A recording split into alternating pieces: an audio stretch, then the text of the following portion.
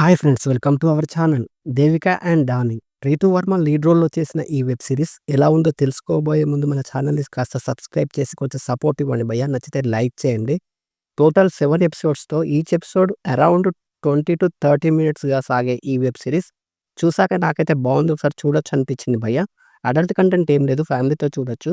ఇంకా కథ ఏంటంటే, దేవిక ఒక స్కూల్‌లో మ్యూజిక్ టీచర్‌గా పనిచేస్తుంది. ఆమెకు తండ్రి చెప్పిన మాటే వేదం. అలాంటి ఆమెకి డానీ అనే వ్యక్తి పరిచయం అవుతాడు. మరి అతని పరిచయం తర్వాత ఆమె జీవితం ఎలాంటి మలుపులు తీసుకుంది?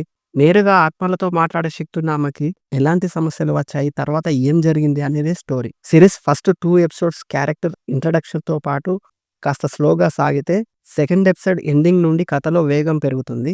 మొదట కాస్త స్లోగా అనిపించిన థర్డ్ ఎపిసోడ్ నుండి ఎంగేజింగ్‌గా సాగుతుందని చెప్పొచ్చు. స్టోరీ కొంచెం రిఫ్రెషింగ్‌గా కొత్తగా అనిపించింది భయ్యా. మరి వావ్ అనేలా కాకపోయినా సిరీస్ చూస్తున్నంత సేపు కథలోని మలుపులు ఇంట్రెస్టింగ్‌గా సాగుతాయి. సిరీస్ లవ్ డ్రామాగా మొదలై మంచి ఎమోషనల్ టచ్‌తో క్రైమ్ జానర్‌గా ఎండ్ అవుతుంది.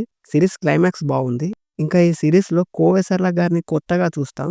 ఆమె యాక్టింగ్ బావుంది. సుబ్బరాజు సీరియస్‌గా చేసే కామెడీ పర్వాలేదనిపిస్తుంది. ఎమోషనల్ సీన్స్ కూడా వర్కౌట్ అయ్యాయని చెప్పొచ్చు. సిరీస్ చివర్లో సీజన్ 2 ఉంటుందన్నట్టుగా చూపించారు. దేవికగా రీతూ వర్మ జీవించారని చెప్పొచ్చు. నటన పరంగా అందరికందరూ బానే చేశారనిపించింది. సిరీస్ టెక్నికల్‌గా బావుంది. విజువల్స్ ఇంకా బ్యాక్‌గ్రౌండ్ మ్యూజిక్ బావున్నాయి. ఓవరాల్‌గా సింపుల్‌గా సాగే డీసెంట్ సీరీస్‌గా చెప్పొచ్చు. నాకైతే ఒకసారి చూడొచ్చు అనిపించింది భయ్యా. మీరు కూడా చూసేయండి. ఎలా ఉందో కామెంట్ చేయండి. Thank you for watching.